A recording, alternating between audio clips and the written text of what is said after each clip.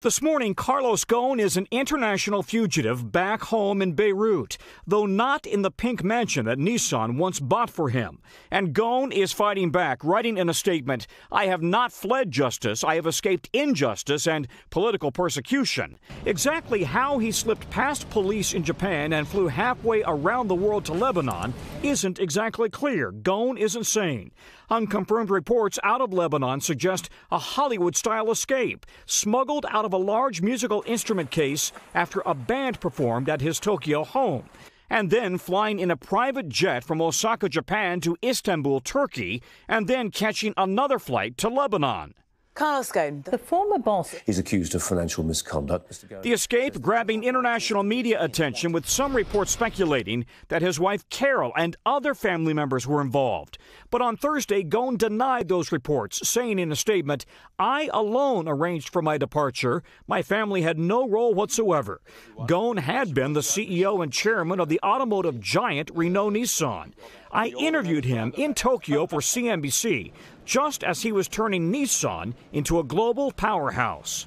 How did a guy who was born in Brazil, went to school in Lebanon and in Paris, end up running a Japanese car company? Do you ever wake up and think to yourself, how did this happen? Yes, from time to time I wake up and I wonder how this happened. But in 2018, Ghosn was arrested in Japan and accused of financial misconduct. In jail for 4 months, then under house arrest, with his trials delayed, Ghosn was denied contact with his family. International media began questioning the fairness of the Japanese legal system. Finally, on Sunday night, Ghosn somehow slipped out of the country, even stunning his Japanese attorney.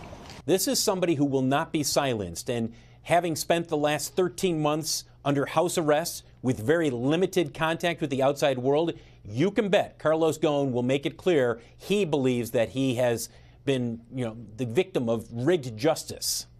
So this morning, a Turkish jet company says one of its employees falsified records and illegally arranged for its jets to fly Ghosn out of Japan, where, again, he's accused of failing to report more than $80 million in planned future income and then using Nissan money for his own benefit. Guys? I feel like we're watching the beginning of a movie script here. But, Tom, I know it's been a number of years since you met him, but how did he strike you? What was he like?